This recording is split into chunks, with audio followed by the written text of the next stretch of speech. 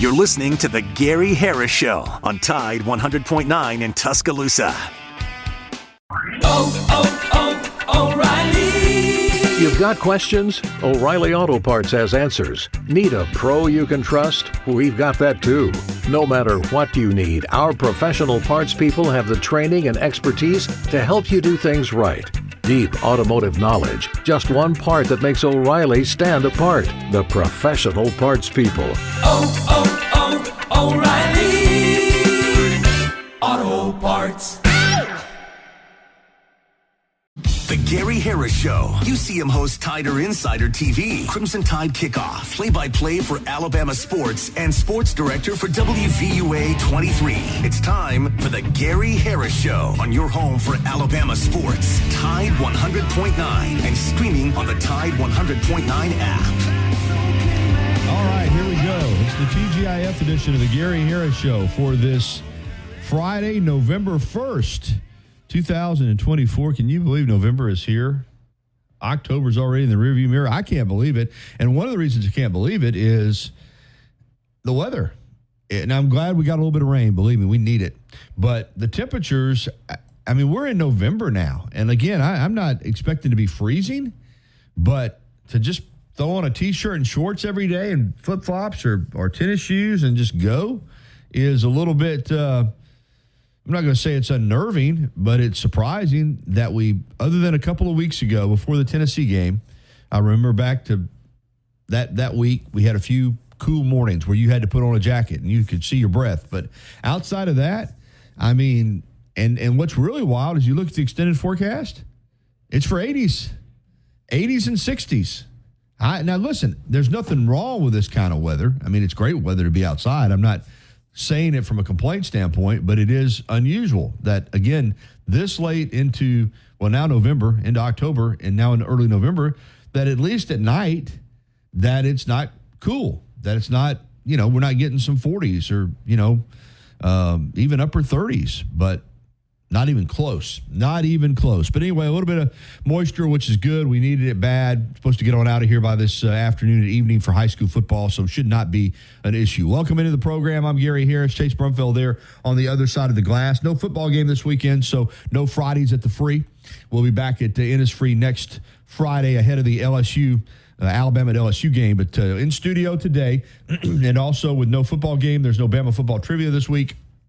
So we'll crank back up with our giveaways from T-Town Menswear and T-Town Gallery next Friday when I'm back out at Innisfree. We do have a good show on tap for you, though. Great show, in fact. I'll tell you about it in just a moment. But first, I need to tell you that this hour of the Gary Harris Show is being brought to you by Alabama Credit Union. Empowering our members, enriching our community. We believe in the thriving connection between our members and the community. As a member-owned institution, we prioritize your financial well-being, recognizing you as a valued member with a stake in our success. Together, we're committed to building a future marked by financial security and prosperity, where each member actively shapes the direction of our credit union. That's Alabama Credit Union. Loans for real life. Some rules and restrictions do apply. See if you're eligible for membership. Then join today and feel good about your money. And put a little extra change in your pocket. All right, the lineup for this morning, as I said, it is a good one. At 9:30, Adam Amin from Fox Sports, play-by-play. He's on the call for Falcons-Cowboys this Sunday. That's a good game, big game for both those teams. We'll break that down. Also, the World Series with Adam Amin coming up at 9:30. At 10:30, it's the Auburn Report with Brett Pritchard from the Auburn Blitz. Then at 10:45, Alabama assistant men's basketball coach Ryan Pannone is going to join us ahead of Alabama's season opener this Monday night at Coleman Coliseum at 8 o'clock against UNC Asheville. So looking forward to visiting with Coach Pannone, who is one of those young coaches that does a great job at Alabama, and he'll be on the radar for some head coaching jobs here in the near future. You can count on that. But we'll get the scoop from him on Alabama basketball and what the Tide is looking for on Monday night. Update on the injury situation as well. That's coming up from Ryan Pannone at 10:45. Your phone calls are welcome, as always, on the Pinnacle Park at North River Hotline. That number is 205-342-9904. 205-342-9904. Also, my SEC point spread predictions. And as I said, last week, let me pull that back up. I think I went, and I'll give you the total in a minute. I got to add it up myself. Last week, I think I went, 2-4. So struggling again, man. Struggling. Boy, it's been a struggle. Been a struggle bus. I'm on the struggle bus, driving it, trying to get off the bumpy road, get onto some smooth pavement. Maybe today will be the day. We'll have those picks for you. We'll do them a little earlier than we normally do them since we got Ryan Pannone at 10:45. I'll do them early in the 10 o'clock hour. So I'll have those SEC point spread predictions for you. Monday Night Football. I still want to say Monday Night Football. Thursday Night Football, which I never get to watch because I'm at work. Plus, I'm not going to pay to watch Amazon Prime. I'm just not going to do it. You want to pay for it? That's your business. Not knocking you. I'm not going to do it. I watched the highlights last night, though. Their broadcast doesn't even look as good as a normal broadcast. I don't know if you noticed that, Chase. It was almost like the video was kind of grayish. Did you notice that? To turn my TV back on and off. I was like, I know my TV's working. Let me see what's going on. Yeah, it was their feed, man. It was bland. There was no color. It's almost like it was black and white, man. People paying for that. But I guarantee you the Jets aren't complaining because they needed that win. Aaron Rodgers threw 3 touchdown passes. Garrett Wilson had a couple of highlight catches. Devontae Adams caught one as the Jets beat the Texans 21-13. Now, the Texans, who obviously we follow closely because of DeMeco Ryans, the head coach, former Alabama linebacker, they're still 6-3. They're the best team in a weak division, the AFC South. But they're banged up, man. They were without Stephon Diggs, who's out for the year, without Nico Collins. So C.J. Stroud was limited. He only went 11 of 30 last night for 191 and no touchdowns. And the Jets get a game they just about really had to have. Quinnen Williams, who's one of the best interior defensive linemen in the league, had a monster game last night. You see 4 tackles, 3 solo, 1.5 sacks, 2 tackles for loss. That looks pretty good on its own, but that doesn't tell the whole story of just how disruptive he was, man. Those still good stats, don't get me wrong, for an interior defensive lineman. But he was hard to handle last night, and Stroud got sacked 8 times in the game. The Jets were all over for him, just all over him. And on the other side, they did get a good game from Houston, from their running back, Joe Mixon, 24 carries, 106 yards, and a touchdown. But the Houston defense, too, without Christian Harris for a while. And Will Anderson is the AFC Defensive Player of the Month for October, but he's banged up. And he didn't play as effectively last night as he normally does. So, but again, that's the game of football. Will Anderson left with an ankle injury in the first quarter, and that was a tough one. So the Texans are really, really, really battling the injury bug right now. But Jets get that win, and they will take it. They needed it desperately because even with that win, they still improved to just 3-6. All right, we're off and running here on the Gary Harris Show, and I see we've got Jim and Corey already on the hotline waiting. I tell you what we'll do. We'll go ahead and get to our break because I don't want to short anybody on the phones. And Jim, you and Corey continue to hold, and we'll get to both of you guys. I tell you what we'll do. We'll go ahead and get Jim in this segment, and we'll hold Corey because I like Corey likes to always, when he calls in, he likes a little bit extra time. So, Corey, you hold tight. We'll go ahead and take Jim on the hotline, and then we'll get to you after the break. Good morning, Corey. Good morning, Jim. I'm sorry. Hey, look, I refuse to pay for anything watch sports, but so just in case y'all don't know, I'm not talking about YouTube TV subscription. I'm talking about this regular YouTube. You go on there on Saturday and put it in the search engine, College Football Live. You'll get all the ESPN games, SEC game. The SEC network. I don't know how they're getting away with it. Did it all last year, did it this year so far. It's different people's posting the games, but they're showing the entire games. And it's free. So if anybody doesn't have ESPN, just search College Football Live on Saturday on YouTube, and they'll find the game they're looking for. Okay. Well, that's thanks for the heads up there, Jim. Yeah. And they could be, and you talking about the quality of the Amazon, whatever. Yeah. Now, sometimes on these games I'm talking about, that you may have 3 or 4 different people broadcasting a game, and one may look grainy, so you just get out of there and go, then click on another one that looks more high definition. Okay. And what they'll do too, every now and then, they'll put they run the regular commercials that ESPN runs, but sometimes after a play, they may put a real quick 5-second, commercial that I guess the person that's posting it is, having done. But anyway, it's all free. Now, they don't do the playoffs. They ain't done that, but all the regular season games, all last year and so far this year, that's how I watch them, So, all right, just letting y'all know that. Well, thanks, Jim. I appreciate that, man. That's good advice.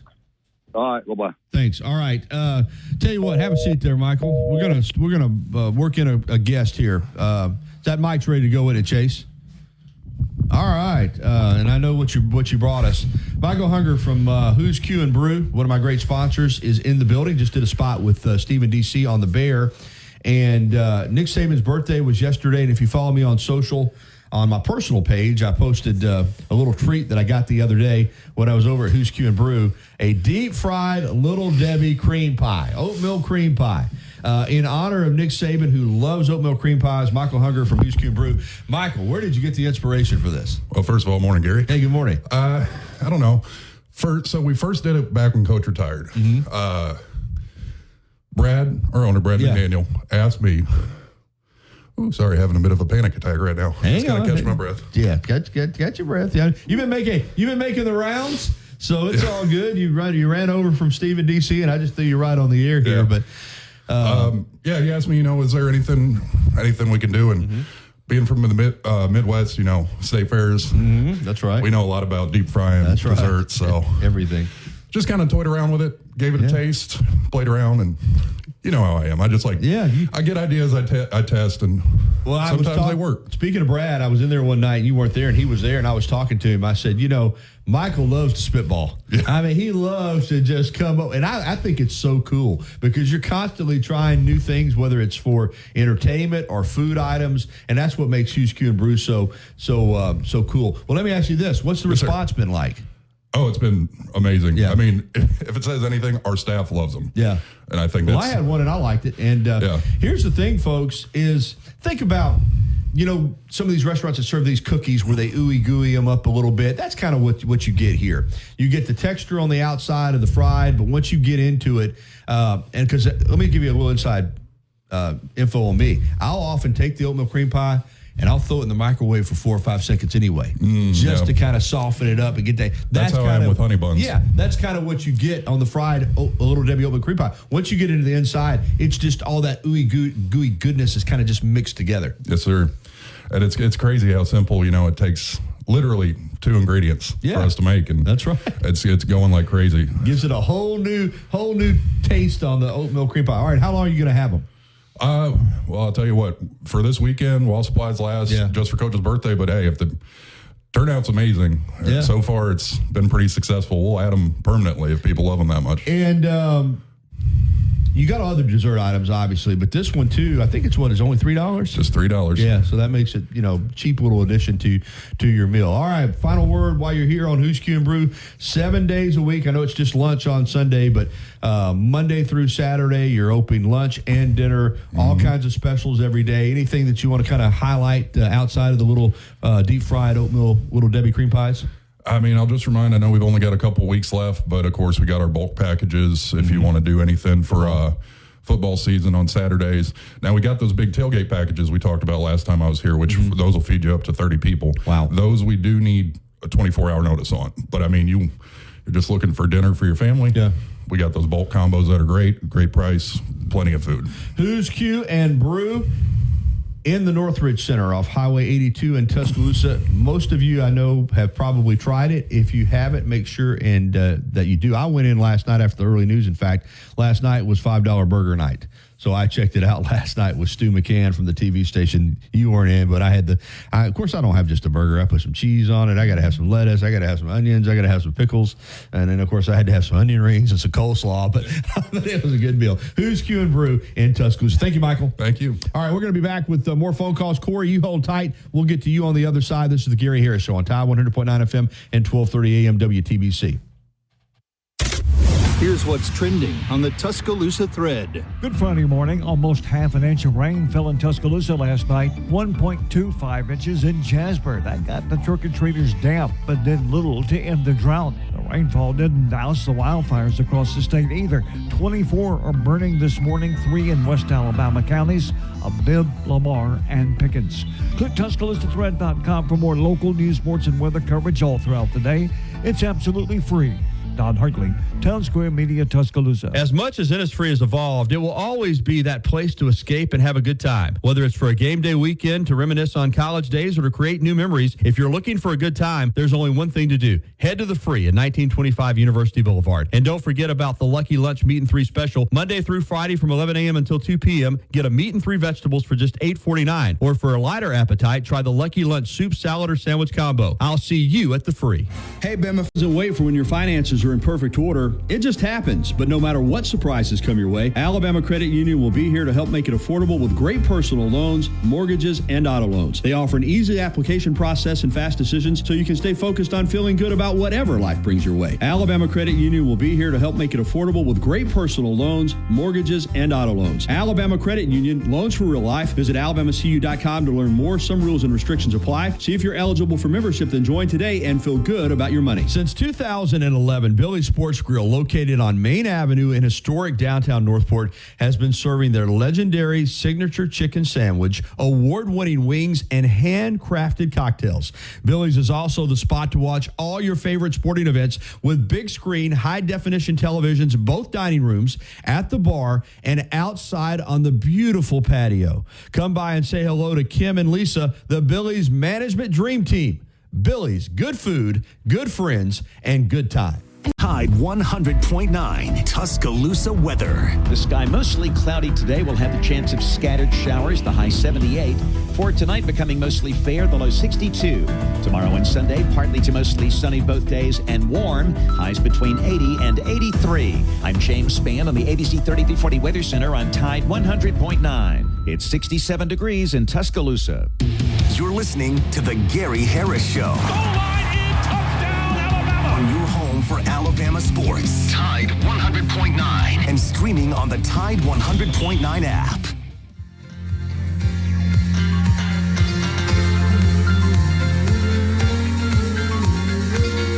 Yeah, the TGI edition means we got that good music to get you ready for the weekend. Welcome back into the program. It is 9:20, and Corey has been patiently waiting to join us on the program, so we're going to jump out on the Pinnacle Park at North River Hotline and welcome in Corey to the show. Hey, Corey, good morning.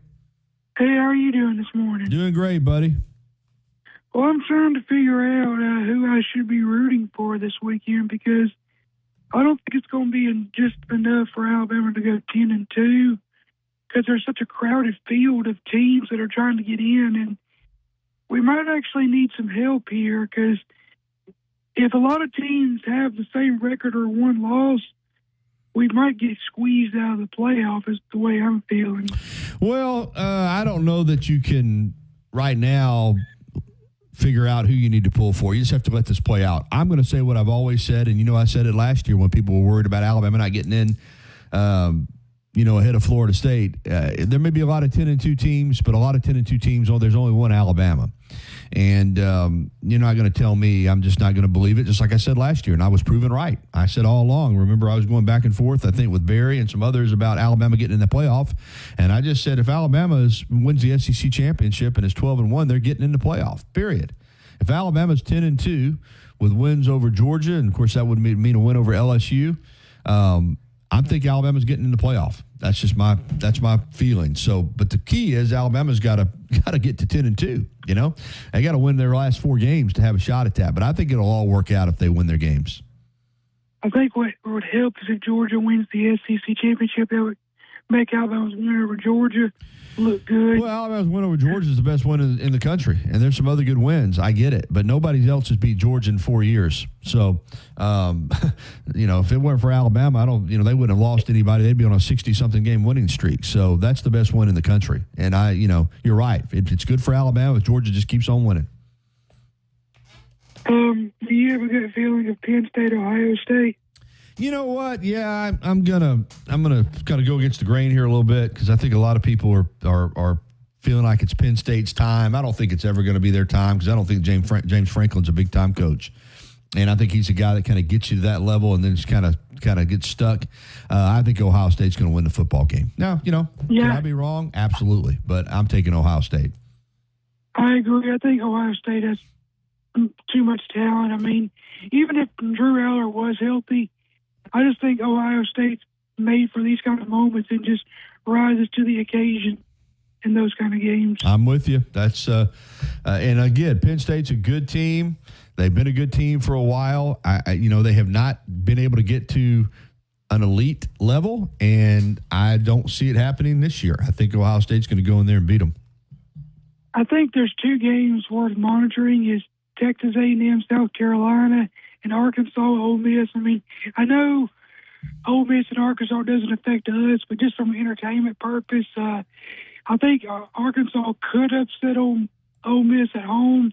And then with A&M and South Carolina, if South Carolina upsets Texas A&M, that could help Alabama as far as getting a little bit closer to Atlanta. Because if down the road, if Texas upsets A&M, that would give them 2 conference losses, and that would help us down the road. But do I think Texas A&M would lose South Carolina?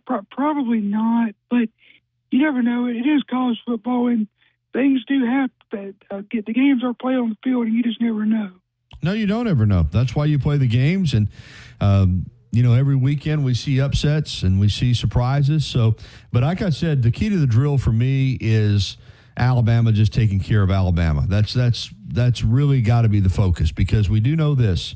I think Alabama's in at 10-2, but if they lose another one, they're not. They're out. So there's no there's no margin for error. You have to go out and you have to win next week in Red Stick, and then you got to beat Mercer, and you got to beat Oklahoma and Norman. You got to beat Auburn in the Iron Bowl, and that's just, you have to do that. If you don't do that, then we're not even talking about the playoff. If you're 10-4, or 9-3 or 8-4, then playoffs off the table. So you got to take care of your own business, and I just think that has to be the focus. Nothing else. Is it too early for you to have a lean in the LSU game? Yeah, it is. Yeah, it is. I'm just not. I'll be honest with you. If before the A&M game, LSU A&M and Alabama Missouri, I would have picked LSU, but that has changed my thinking some, and so I just don't know. I don't know where I'm going with that game yet. I don't. I mean, the line is small, but it depends on how Alabama comes out of this bye week and how their preparation is. And just, I think what will happen, what I hope is if we just run the ball on them and create turnovers and take advantage of our situation, because that place is going to be amped up. And it's a rivalry game, but with Nick Saban not being there, it doesn't feel the same, but it's still a big rivalry.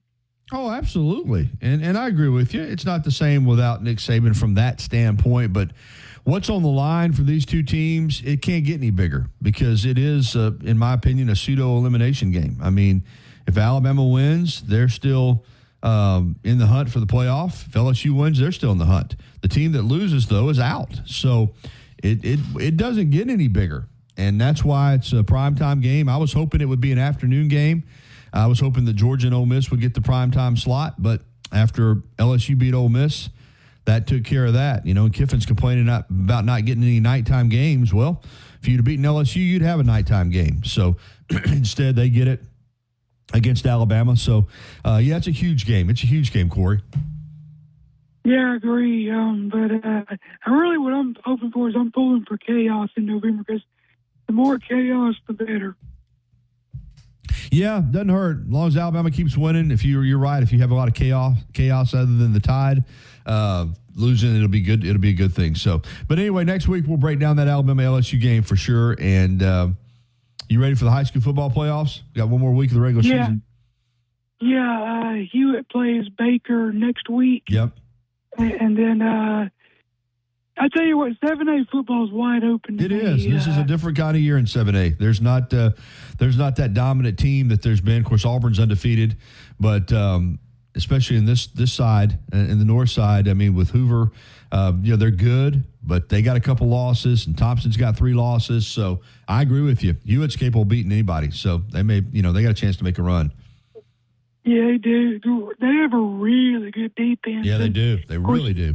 All right, thank you, Corey. I got to get to the break. Good to catch up with you, friend. Good talk to you, Gary. Roll Tide. All right, Corey. It is 9:28. We'll break away and come back with Adam Amin from Fox Sports. Should be an interesting conversation next on the Gary Harris Show. Tuscaloosa's Old Colony Golf Course is an 18-hole championship layout designed by 1976 U.S. Open champion Jerry Pate. Director of Golf John Gray and fitting specialist Bob Montgomery are PGA certified. Mike Shivitz is the head professional and director of the Tuscaloosa Junior Golf Program. Call today to secure a tee time at the Tuscaloosa Championship Golf Course. Everyone can play.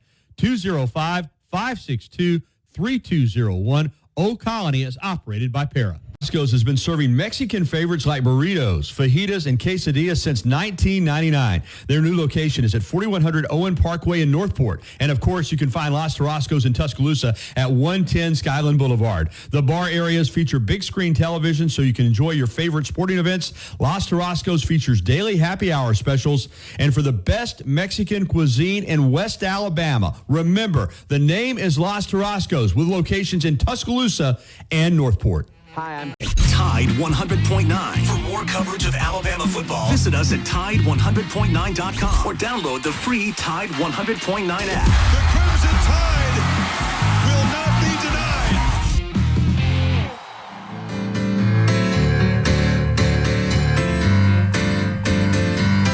Welcome back into the TGIF edition of the Gary Harris Show, and it's time for Adam Amin from Fox Sports. Chase, have you tried the little deep fried Little Debbie oatmeal cream pie yet? Did Michael leave already? I might get me some more. Okay, it's that good. Good Lord. Good morning, Adam. Good morning, guys. How are you? In honor of Nick Saban's 73rd birthday, he's at Oatville, Little Debbie oatmeal cream pie, and Who's Cute Brew here in town is doing a deep fried Little Debbie oatmeal cream pie. They deep fry it. They get all the ooey gooiness inside, and then they put a little sauce on the outside of it. I mean, it's just pure sugar, but it's pretty catchy. Nothing wrong with that, man. Yeah. You got to indulge. You got to enjoy it while we can. That's awesome. It'll give you definitely a sugar boost, that's for sure. All right, listen, you're on the call for Falcons and Cowboys this Sunday at noon Central on Fox. So let's start right there. Huge game. And let's start with Atlanta because D'Orlando Ledbetter joins me every week. And, the Falcons have won some close games. They caught a break this past Sunday in Tampa with Evans and Goodwin out. But regardless, that's not their fault. And you can say what you want about Atlanta. I don't consider them an elite team, but they've already beaten the Bucs twice. They've beaten the Saints. They've beaten the Panthers. They're in command in this division, the NFC South. There's no doubt about that. Yeah, 4-0 in the division. Now it's time to figure out if they can do it outside of it. And 1-3 against teams outside the NFC. I feel like they've played very good football. I don't think they've figured out how to do it consistently just yet. And there's still some major holes, pass rush being the biggest thing. The 6 sacks, by far the lowest in the NFL. Yeah. And, we've had a couple of talks with Raheem Morris about this subject, and I think he's keenly aware of it, but he's also understanding that the sacks themselves are not what are important. It's, are we generating takeaways through the pass rush? And I think last week was one of the few times this year that they were at least able to generate something at Baker Mayfield. And I think some of it, too, is a function of a game plan. So I don't think there's panic for Raheem Morris, but I do think they do feel they need to generate some kind of pass rush. I think it's very important to do in a game like this coming Sunday against Dallas. It's a little less important to do against a player like Baker Mayfield, who's a really good scrambler, and you don't necessarily want to blitz and send an extra body against a player like Baker because he's been really good at scrambling and stepping up in the pocket away from pressure and turning those blitz plays into, 8 to 12-yard scrambles for first downs. This week might be interesting.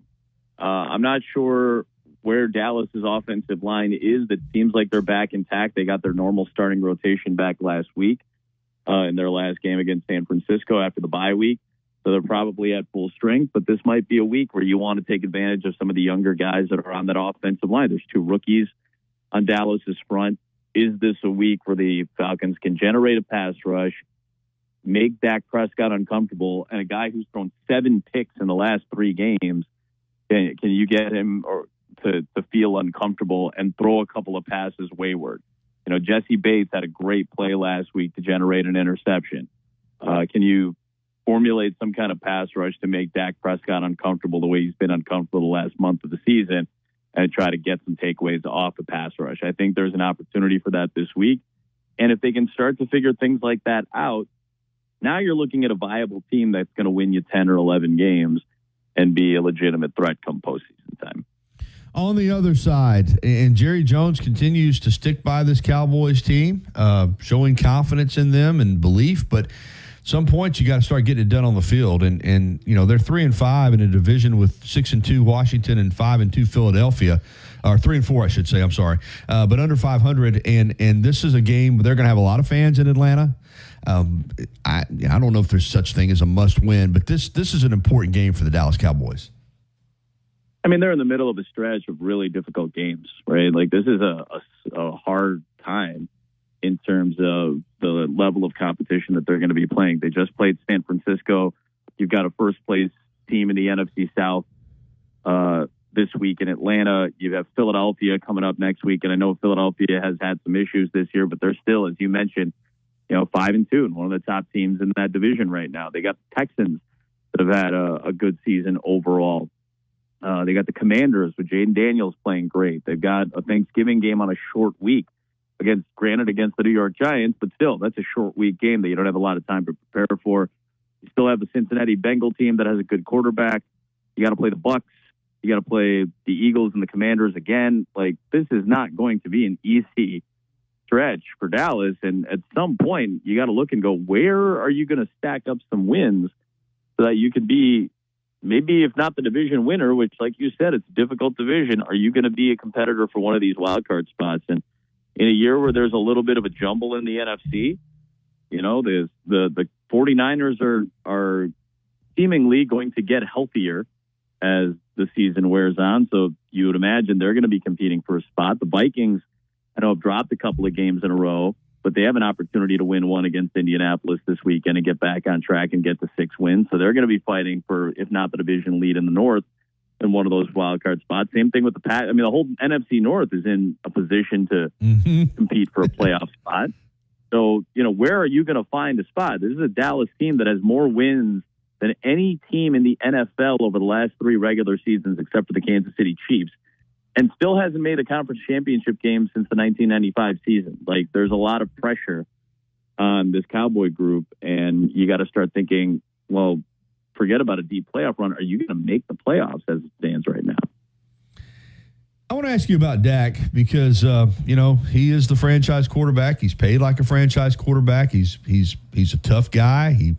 He loves the Cowboys. He loves being in that spot. I think he represents the organization well. But you mentioned it, the lack of postseason success, and Cowboys fans are split on him. I mean, do you think he's an elite franchise quarterback or just a really good quarterback that happens to play for the Cowboys and gets paid like one? Is he worth the money, and is he doing the job for Dallas that you would expect a guy in that position to do at that level of salary?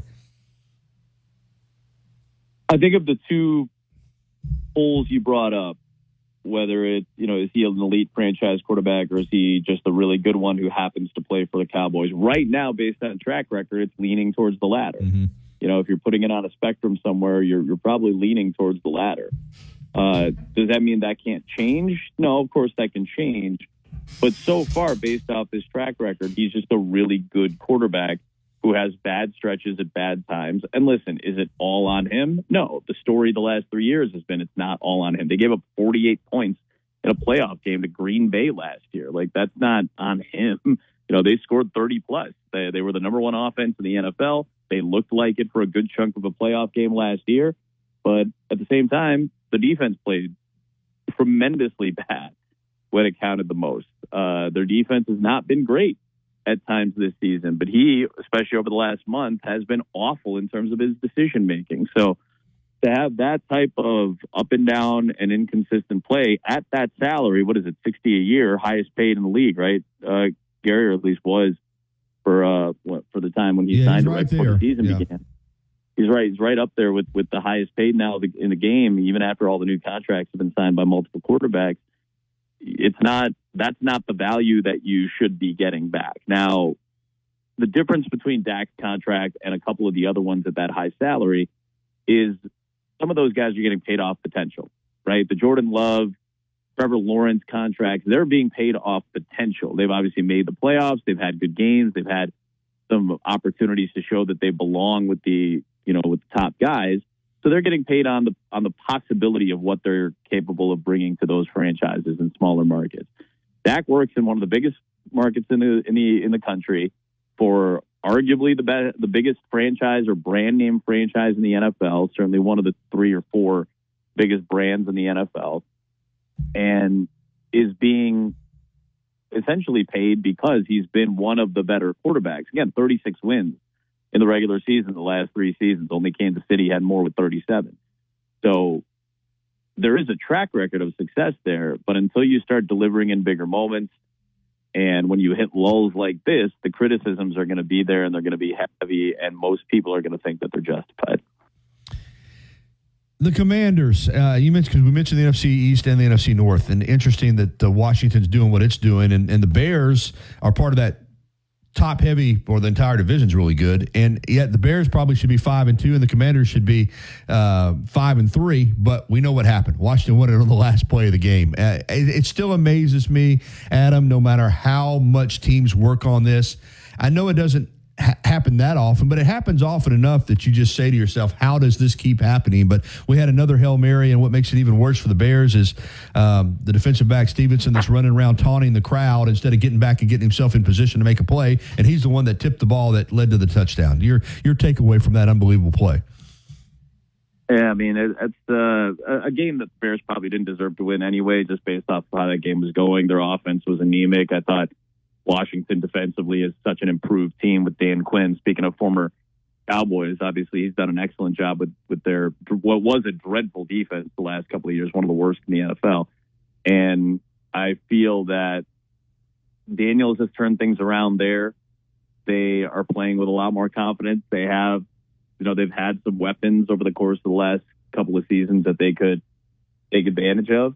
And I think that they probably didn't, the Commanders probably deserve to win that game anyway. So that's kind of how I feel about that. I think Stevenson's getting benched to start the game against Arizona this coming week, and rightfully so. There's not a whole lot you can do. He's a young player. He's a second-round pick. He's played well through a year and a half in the NFL, and I think that was just a really dumb moment by a young player who didn't think something bad was going to happen in that moment, and it did. And as oftentimes is the case, once something like that happens, you get your butt kicked a little bit, you hopefully come back and learn from it and are better for it. But that was a bad play all around. And honestly, living in Chicago, being there this past week, listening to the discussion surrounding Matt Eberflus, the head coach, there's a lot of discussion as to whether or not he's the right guy to be in charge there. And that was a question even before the season began. There was no guarantee that Matt Eberflus was going to have the head coaching job for the Chicago Bears this season. Mm-hmm. But I also feel that it was probably the right move based off of what has happened there the last few seasons. Did you want another head coaching change? Did you want more turnover in the coaching staff? Because now you're, in danger of becoming what the Arizona Cardinals were for a few years, where you have this elite level quarterback, in their case, Kyler Murray, and you're changing front office, you're rotating your head coach and your coordinator and your system year in and year out, and you just lose any semblance of organizational consistency. And that really has a way of affecting the rest of the franchise, when it comes to other positions, when it comes to free agency. So I think they probably did the right thing or had the right idea in mind when they brought Eberflus back. But now you're starting to see some of the cracks for somebody who maybe, I'm not saying that this is the case, but maybe is just a great defensive coordinator and doesn't have the overall understanding and skill set to be a great head coach. Not saying a good head coach, which is what I think he is. I think to be a great head coach, to command a certain level of respect, and to have the managerial wherewithal in game to be able to call the right stuff. I mean, there were some bad defensive calls on the final drive of that game that allowed Washington to move the ball up 10, 15, 20 extra yards. And then the setup, not having your players ready, not using a timeout before that Hail Mary, when you had a chance to kind of get a Polaroid and a snapshot of what the offense was going to look like and maybe get everybody reset. Maybe in that moment, Tyreek Stevenson's head is on straight instead of being distracted by what's going on because you called a timeout. Now, again, this is a lot of, post-game hindsight 2020 vision here. I understand that, but that's the business. Welcome to the business. This is a big money business. This is a wins and loss-based, results-based business. And when those things are preventable, when those mistakes are seemingly preventable, and you have the tools and resources to maybe prevent them and you didn't use them, naturally a lot of the blame is going to fall on you as a head coach. Last night, talking about games that a team needed to win, the Jets got a huge win over the Texans. Again, Texans are banged up. Top 2 wide receivers out. Will Anderson went out early in that one. They've already got some other injuries on defense, and the Jets' defensive line took advantage of a Houston offensive line with 8 sacks. But the Jets got the win, and Rodgers looked good, 3 touchdowns. Adams had one. Garrett Wilson had a couple of highlight catches. So is this the game that's going to get New York going? I mean, we've said that a lot, though, this season, right? And typically that's the narrative around the Jets. And listen, Aaron Rodgers fit. I don't disagree with him that it's, when you play in New York and he's learning this fast and has learned this over the course of the last year and a half, even when he was hurt and not playing last year, that every week is life and death with the Jets. It just is. It's a New York team that has a passionate fan base that has seen very little overall success over the last, 40 years, 50 years, 55 years now at this point, going back to the late 60s and Joe Willie. I understand that's not an inaccurate interpretation, but the way they've lost some of these games, I find it hard to believe that they can find consistency. Now, again, a lot of teams have gotten better as the season has gone on. A lot of teams figured things out. We're barely at the halfway point, depending on how many games the team you follow has played. You're right around the halfway point of the season. There's a big jumble in the AFC, whereas I feel like the NFC is a little bit more definition, and we're starting to really clarify what teams are good and what teams are going to be competitive, if not really good, down the stretch. But I mean, the AFC is a big jumble. The Bills are good. The rest of the East is not really doing a whole lot. The Chiefs are great. The Broncos are playing well. The Chargers are fine. They're still kind of jumbled up between 3 and 5 wins, basically. The Ravens have between 3 and 5 wins. The Bengals have 3 wins. The Colts have 4 wins. There's a lot of teams that are just kind of sitting around and haven't really established some consistency. And that means that the Jets, after 9 games, are 3-6 and can still be in this picture by the time we get to late November, into mid-December, and really start talking about what the chances are of making the playoffs. Their schedule coming up, I think they have Arizona next week.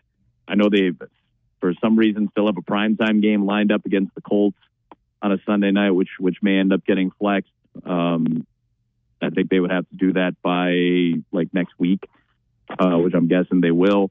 You got to go to play Seattle. You still have a bunch of divisional games. You got to play the Rams. There's some tough games in there, but those are winnable games. And I don't think the Jets are out of it schedule-wise. They still have a talented group, and you saw some of the flashes of their offense last night. Man, what a catch by Garrett Wilson. I might have saved their whole season. Yeah. Their defense can get after a weak offensive line. I feel like there's still an opportunity for the Jets here over the course of this, last 8-game stretch. All right, I want to get to the World Series with you. Dodgers, I thought would beat the Yankees. I just thought the Dodgers were the best team in baseball this year, and in this case, I think the best team won the World Series. That game 1, memorable, but game 5, you've got Garrett Cole going in total command. You think you're going to at least get it back to L.A., and who knows? And he's cruising along, finally gives up a base hit, and that fifth inning for the Yankees, the top of the fifth, is one that's going to go down in World Series lore as just one of the biggest blunders of an inning that we've ever seen. I mean, in a World Series, what happened, Adam? How does that happen to a team that's good enough to be in the World Series where they just have both physical errors and mental breakdowns in an inning and let the Dodgers back in the game? And, of course, the Dodgers took full advantage of every opportunity and won the World Series in 5. Yeah, I mean, the defense was atrocious at times in that game. The lack of focus on a lot of those plays. Garrett Cole not covering first base. Where the throw from Aaron Judge goes on a sacrifice fly to prevent another runner from advancing 90 feet. There's just a lot of really dumb stuff. And it was shocking, certainly, to see a team make these types of mistakes. But that's how oftentimes it happens. It's one begets another, begets another, begets another. And I also think that defense is that much more important again in baseball because you take away the shift. Athleticism is important again. It is covering ground and making fundamental plays. And offenses can put the ball in play and good things will happen again.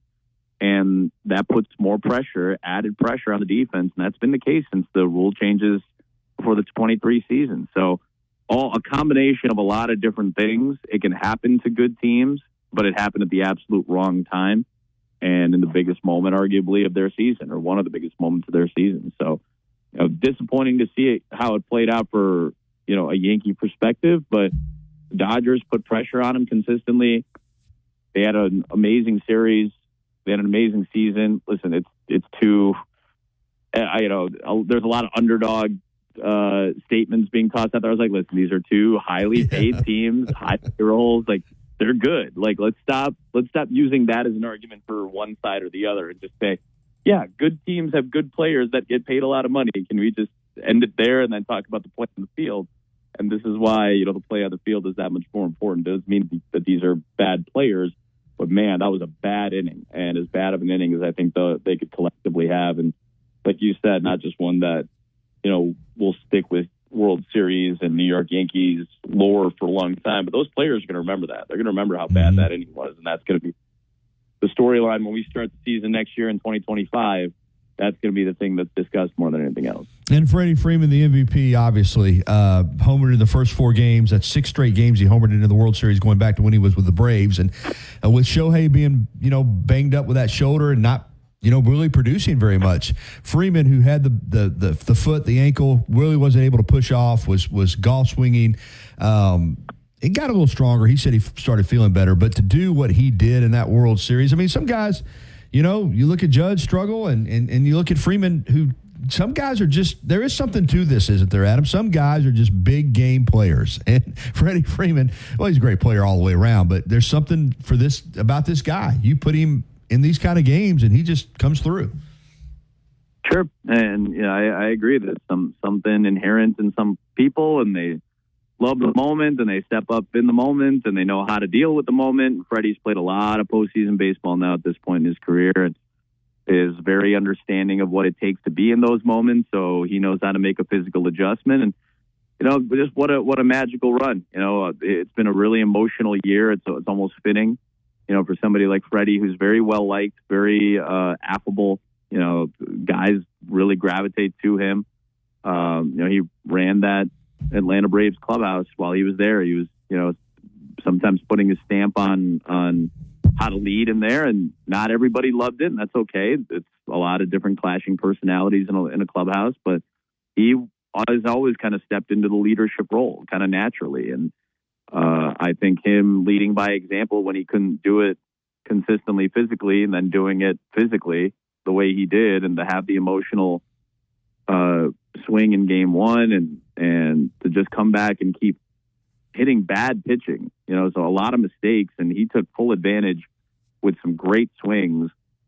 Of course he was naturally going to be the MVP, but the emotional year, the toll that it took on him with his son Max, and the health issues, the heart issues that Max was dealing with, and for him to come back and just kind of be able to step up in a big moment when he was ailing. It's an incredible story, and it's the type of story that October and October baseball breeds. And what a treat to be able to watch it, and just what a great World Series moment that Game 1 home run was, that grand slam. All right, Adam, just real quickly, it appears everything I've read in the last couple of days that Aaron Boone is coming back, that Cashman's bringing him back. Do you agree with that move to bring back Boone as a manager of the Yankees?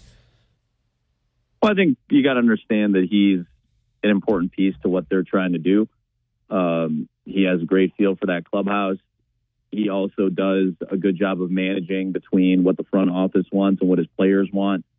It's the same reason Dave Roberts is in the position that he's been in for a long time, with years where they were the best team and collapsed in the playoffs or played poorly or lost series that people didn't expect them to. That happens, But the Yankees, this is their deepest run in a long time. They finally made it back, and they did it when they had pitching problems early. They did it when they had offensive problems for a good chunk of the year. Aaron has always had a great pulse of that clubhouse, and like I said, I think he's a great bridge between what the front office wants to do and what the players need and want, and how he manages them. And I don't think he managed poorly. I don't think he made bad decisions. I think you can make some argument as to whether he went to his bullpen too early or too late. What kind of lineup he put out there on a couple of games, but I think for the most part, he did a really good job, and they made their deepest run in a long time. I don't think that's a bad move to bring Aaron back at all. Great stuff, Adam. Thank you so much. Have a good call Sunday with the Cowboys and the Falcons. Always appreciate it, buddy. Thank you. All right, Adam Mead, terrific broadcaster. We'll be back to wrap up this first hour of the Gary Harris Show right after this. If you haven't already, you've got to try Tuscaloosa's unique breakfast, brunch, and lunch concept. Brick and Spoon, downtown Tuscaloosa, Timerson Square. It's fresh food with a Cajun flair featuring a full bar with build-your-own Bloody Marys and mimosas. Open daily, 7 a.m. until 2 p.m. Available for after-hours events, rehearsal dinners, receptions, and birthdays. They offer brunch and lunch catering. Call Brick and Spoon at 205-345-5551 for more information. Part-time in the Army National Guard has led to a lot of firsts for me. It paid for me to be the first person in my family to go to school. That education got me to the first day at my dream job, which I can still hold while I serve part-time. That job and the home loan benefits I got from the Army National Guard helped me buy my first house. I also know that I will be one of the first to respond if my community ever needs me. Sponsored by the Alabama Army National Guard. Aired by the Alabama Broadcasters Association and this station.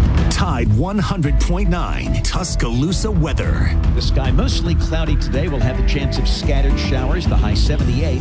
For tonight, becoming mostly fair, the low 62. Tomorrow and Sunday, partly to mostly sunny both days and warm. Highs between 80 and 83. I'm James Spann on the ABC 3340 Weather Center on Tide 100.9. It's 67 degrees in Tuscaloosa. Covering University of Alabama sports, as well as the national and local scene as well. The Gary Harris Show, only on Tide 100.9 and streaming on the Tide 100.9 app. Yeah. All right. That's going to wrap it up for the first hour. It was busy. It was informative, I hope. And hour number 2 is coming up. We're going to be talking Auburn with Brett Pritchard. We're going to talk Bama basketball with assistant coach Ryan Pannone. We'll get to more of your phone calls. We'll get to Alabama football recruiting, picking up a big commitment on Thursday. We'll lead off the second hour with that news and much, much more. Second hour of the TGIF edition of the Gary Harris Show is coming up. Stay with us.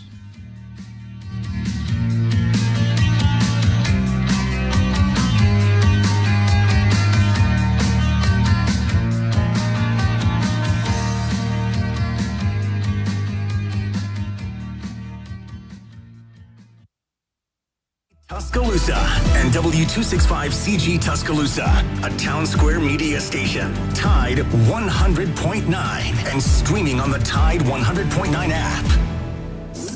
From the Fox Sports Studios in Los Angeles, here's Brian Fenley. Is this the start of things to come for the New York Jets? They snap a 5-game losing streak, winning last night 21-13 against the Texans, trailing 7-0 at the half. Jets quarterback Aaron Rodgers, 3 touchdown tosses, 2 of those going to Garrett Wilson.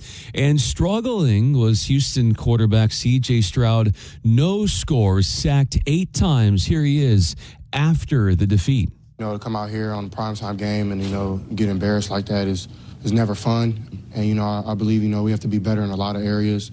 and that starts with me. I think there's plays I got to make, throws I got to make, times I got to sit in the pocket and just trust my guys. Well, the Grizzlies trust their guy in John Morant, who had a triple-double last night as the Grizz beat the Bucks 122-99. Suns overcome the Clippers in Los Angeles 125-119. Alabama Securities Commission protects you from financial fraud. Anyone asking you for investment money must be licensed. You're careful with your money. Fraudsters aren't. Before you invest, call our hotline at 1-800-222-1253 to verify the licensing of the person making an offer and the product. Don't lose your hard-earned money. Learn to protect yourself at asc.alabama.gov. Paid for by the Investor Protection Trust and brought to you by the Alabama Broadcasters Association and this station. The Gary Harris Show. UCM host Tider Insider TV. Crimson Tide Kickoff. Play-by-play for Alabama sports and sports director for WVUA 23. It's time for the Gary Harris Show on your home for Alabama sports. Tide 100.9 and streaming on the Tide 100.9 app. All right, here we go, everybody. Welcome into the Gary Harris Show for hour number 2 here on this TGIF edition, Friday, November 1, 2024. I'm Gary Harris, Chase Brumfeld, manning the controls, taking your phone calls on the Pinnacle Park at North River Hotline at 205-342-9904. No Alabama football this weekend. No Bama football trivia giveaway from T-Town Menswear and T-Town Gallery. But I will remind you that T-Town Menswear and T-Town Gallery will help you look your best. And they're going to be having prom specials coming up, $99 when we get to prom season. Tom and the guys will dress you up for $99. How about that? Keep that in mind for prom season. T-Town Menswear and T-Town Gallery in the University Mall. Well, in this hour, in the next segment, in fact, I'm going to get to my SEC point spread predictions. And the record is not what I'd like it to be. I had gotten back and was doing pretty well, was over 500 until the last 2 weeks. I've gone 2-5-1 and 2-4. And that's absolutely killing me. For the season, I'm 34-39-2. Now, again, I'm not making excuses. I'm just stating fact. All I do is pick the SEC games. I don't pick out 3 or 4 games and do my favorite. I pick all the SEC games, and that's difficult. But still, I hold myself to a standard that is better than 5 games under 500. But we'll get to those games in the next segment. And there are some tough ones this week, too. My gosh, there are some tough ones. I mean, there are some games that I'm going back and forth on the fence, but I have to pick them, and I will. All right, we're going to start this hour off with Bama football recruiting. The Crimson Tide right now ranked number 1 in recruiting for 2025, but already working on that 2026 class. And yesterday, get a big commitment out of Birmingham, 4-star defensive lineman Vodney Cleveland. Chose Alabama over the likes of Auburn, Tennessee, Georgia, Miami, and others. He plays for Parker High School, the Thundering Herd, really good program. 6'3", 305 pounds. He's the second player to commit to the Crimson Tide in the 26 cycle, joining 5-star cornerback Dorian Barney. So I like Vodney Cleveland for a lot of reasons. Number 1, he's a defensive lineman. You got to have him in this league. And he is a big defensive lineman. And he is put together, and he can get off blocks, and he's athletic for his size. And secondly, I like the fact that he plays for a program that Alabama, needs to recruit. Parker has got great football tradition and has had a lot of players, and that's a program that Alabama needs to recruit well, particularly in the city of Birmingham. They need to recruit Birmingham, period. But this is a program, so it's good to get a commitment from a school where you know that you've recruited in the past and you're going to be recruiting in the future. So this is a big, big pickup for Alabama. Again, now, the way the recruiting landscape is these days, just because you get a commitment for a kid for 2026, a lot can change between now and then. I get it. But still, it's a nice pickup. And defensive lineman, I'll continue to say, when you judge SEC football teams, when they come out on the field, you watch the defensive line group. And if they don't have a good-looking group of defensive linemen, odds are they're not going to be a top-tier SEC team. That's a little litmus test that I have for SEC football. You give me 2 teams standing on the field in warm-ups and let me look at the defensive line group. And if one defensive line group looks a lot better physically than the other defensive line group, more times than not, I'm going to pick that team to win the game. Now, most of these defensive line groups in the SEC look really, really good.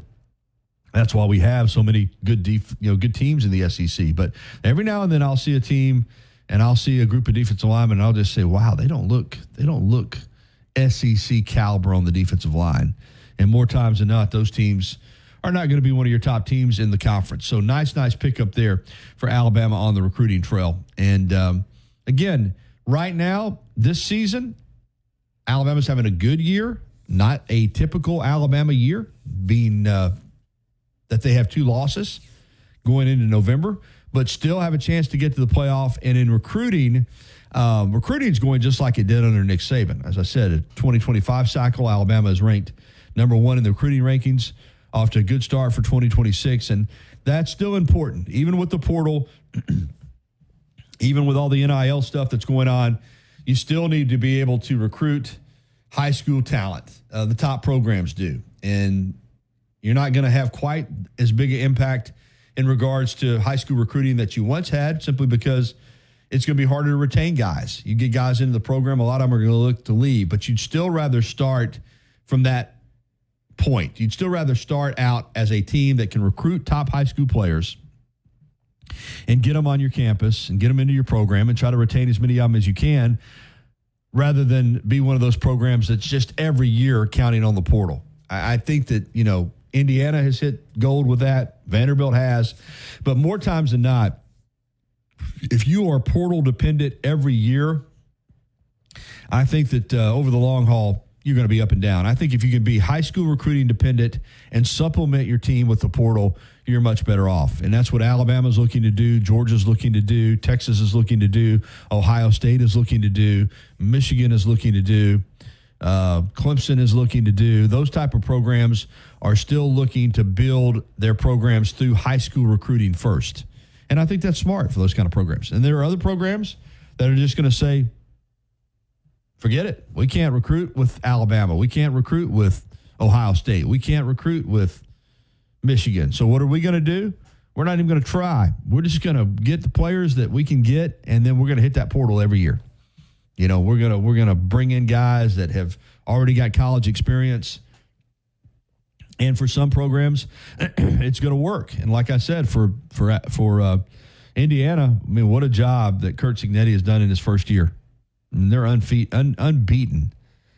But I still think for Alabama, you recruit high school talent first, get them into the program, try to develop and retain as many of them as you can, and then you cherry pick the portal.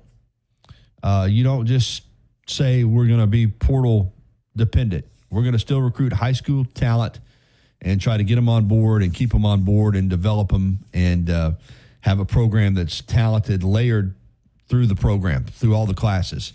Another thing about portal recruiting is when you recruit heavily in the portal, you're going to lose guys to the portal at a higher rate too. So a lot of different ways to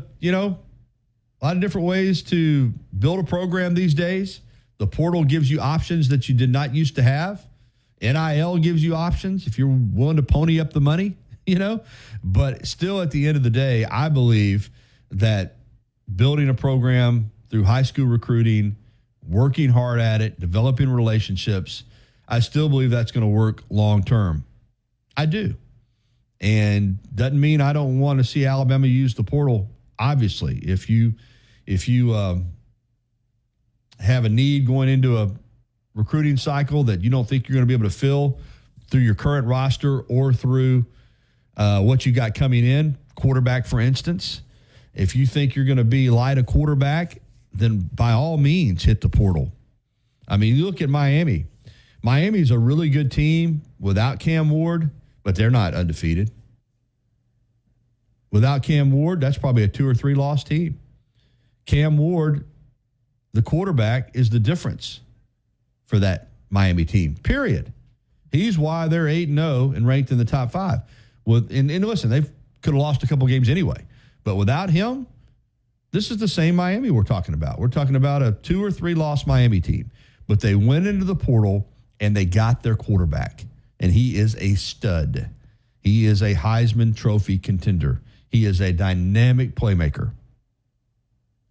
I know he started out Incarnate Word, but you're going to see more and more of that too. You're going to see more and more guys that started out at the small school level that move up to the bigger school level. And then in Ward's case, you bump around from several teams, and eventually you get in a situation where you're at right now with Miami, where you're in a national championship hunt and a Heisman hunt. But this is a guy who, as I said, coming out of the Houston area and signed with Incarnate Word and played 2 seasons there. Wasn't like he signed there and then he left immediately. He played at Incarnate Word in San Antonio, Texas. And then transferred to Washington State and lit it up at Washington State. And then transferred to Miami. So this is another guy that has played 5 years of college football, but that's become common now. Like I said, Chase, you've heard me say this. I can't keep up with it anymore. You got guys playing 6, 7, 8 years, and they just, it's almost like I want to play another year, NCAA. So here's Ward, who played in 6 games in Incarnate Word in 2020 and threw for 2,200 yards. Then in 2021, played in 13 games and threw for 4,600 yards. Then at Washington State, played in 13 games in 2022, threw for 3,200 yards. 2023, threw for 3,700 yards. And now this year, Miami has thrown already for 2,538 yards. In his career, he has thrown for 139 touchdowns. So that's what I'm talking about. If you can get a guy like Cam Ward out of the portal to plug in and play your quarterback position, you do it. And that's the difference in Miami being a good team and now potentially a great team, is that one player. All right, it's 10:14 here on the Gary Harris Show. YMCA of Tuscaloosa, like I always say, the Y is ready for you when you're ready for the Y. It's just that simple. Why don't you check out the YMCA? Become a member like I am. I've been a member for over 20 years. Personal training, fitness classes, silver sneakers program for seniors. They've got it all. Beautiful facility, 2300 13th Street. They'll give you a tour. They'll get you signed up. The YMCA of Tuscaloosa. The Y is ready for you when you're ready for the Y. We'll be right back with my SEC point spread predictions. That's coming up next on the Gary Harris Show.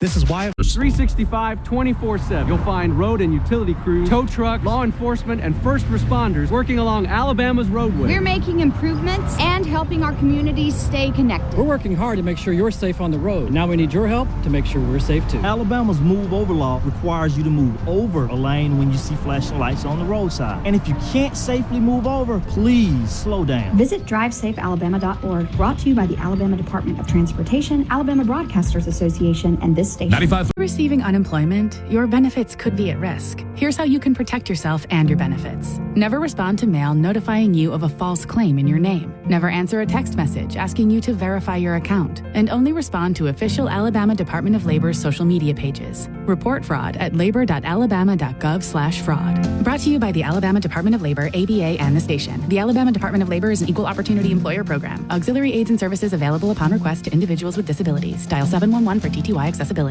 Tide 100.9 Tuscaloosa weather. The sky mostly cloudy today. We'll have the chance of scattered showers, the high 78. For tonight, becoming mostly fair, the low 62. Tomorrow and Sunday, partly to mostly sunny both days and warm. Highs between 80 and 83. I'm James Spann on the ABC 3340 Weather Center on Tide 100.9. It's 67 degrees in Tuscaloosa. A national championship team covering a national championship team. The best sports talk in the state. Tide 100.9 and streaming on the Tide 100.9 app.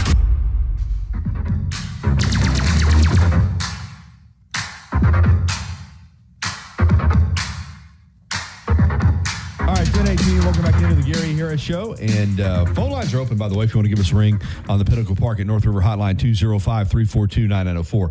In the meantime, I got my SEC point spread predictions. As I said, for the season, I'm 34, 39, and 2. The last 2 weeks, I've gone 2-5-1 and 2-4. So it's, I started out 8-1. Then I went 3-6-1, 5-8, 6-4, 2-4, 1-5, 5-2. 2-5-1 and 2-4. So this week, looking to bounce back with 6 games that I'm picking.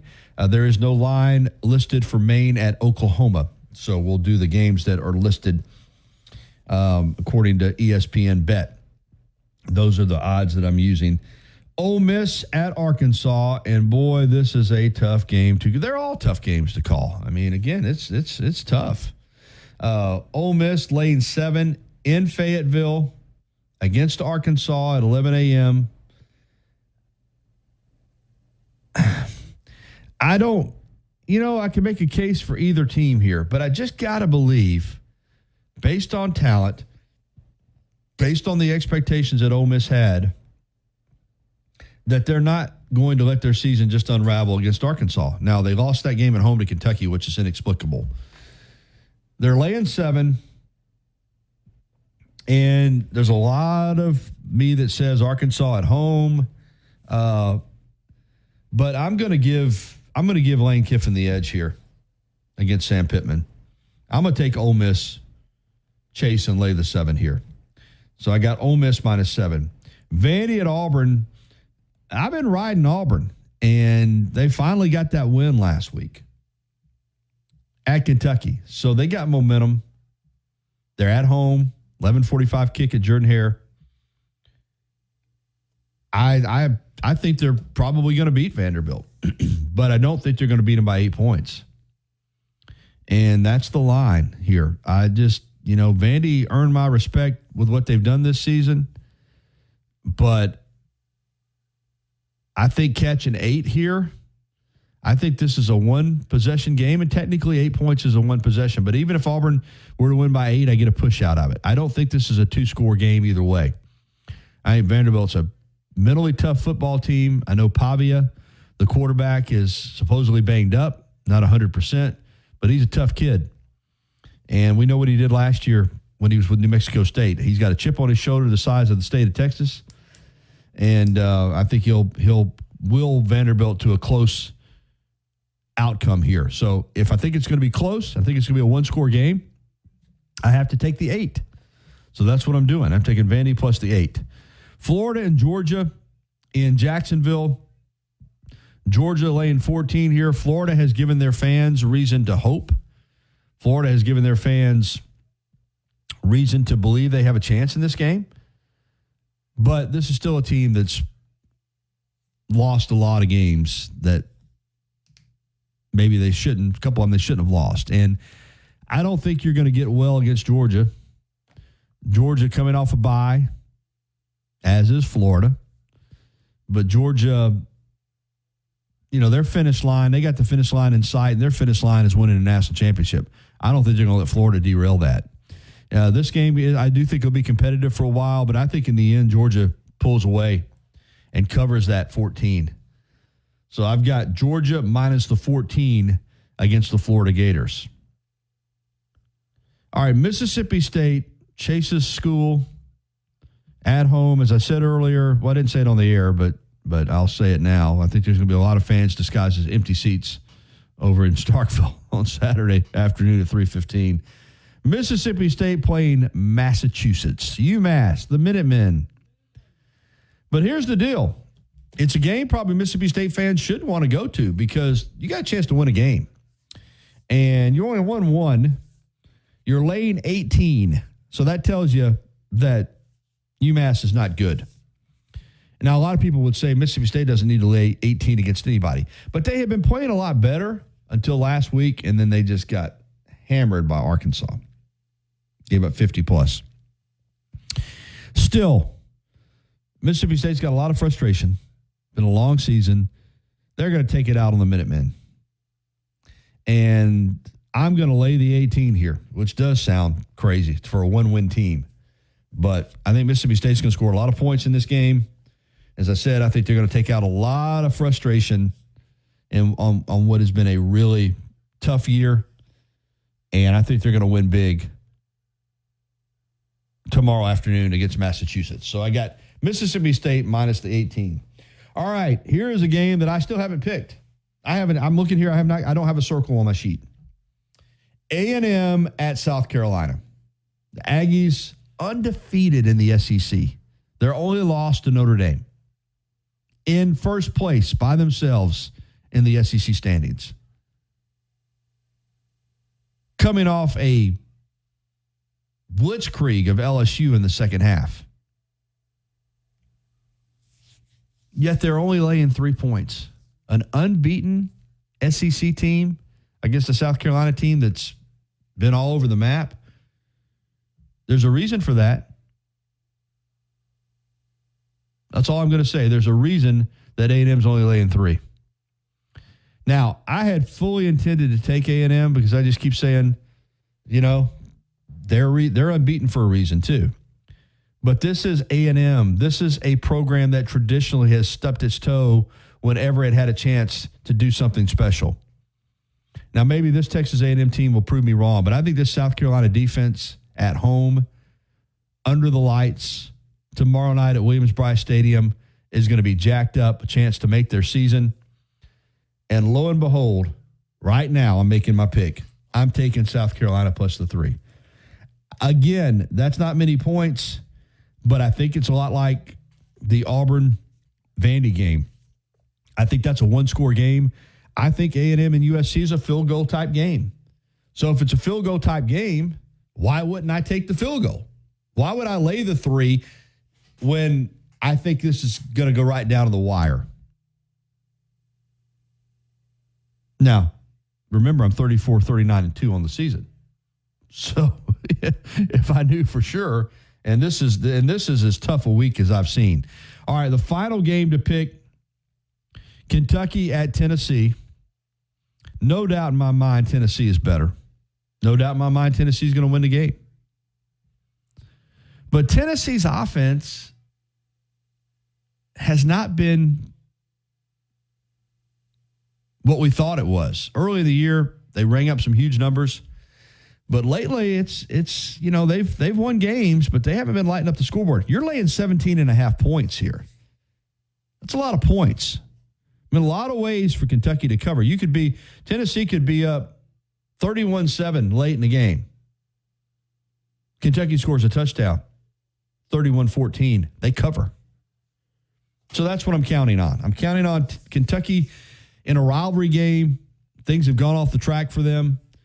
I still think their defense is pretty good, although they got gutted by that Auburn running game Saturday night in Lexington. So I probably will wind up regretting this one, but that half point's big too. 17 and a hook.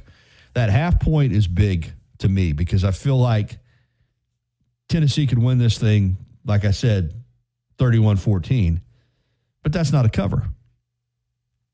So I'm going to take the 17 and a half.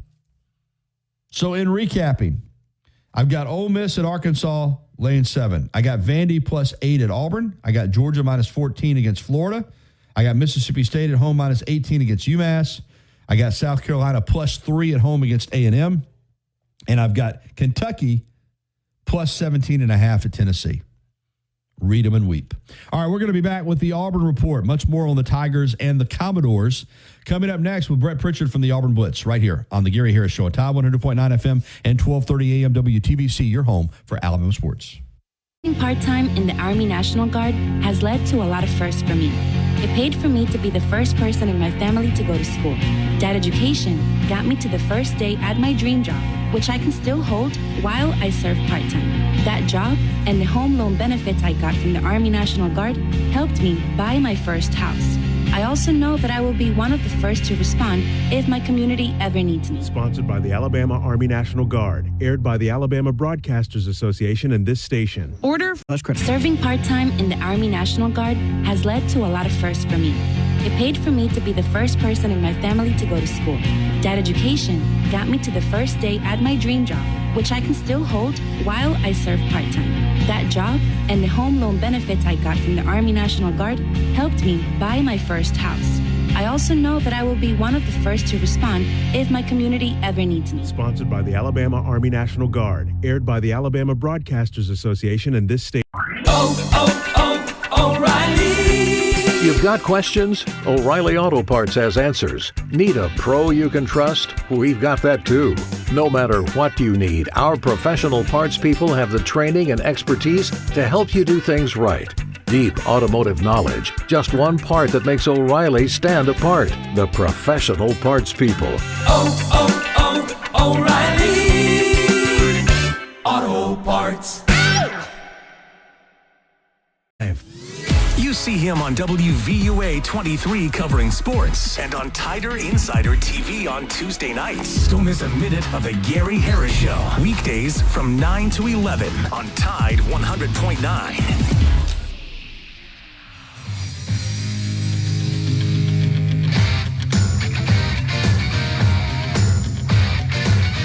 All right, 10:30. Welcome back into the Gary Harris Show. And you hear Eye of the Tiger. You know it's time for the Auburn Report with Brett Pritchard from the Auburn Blitz. Good morning, Brett. How are you?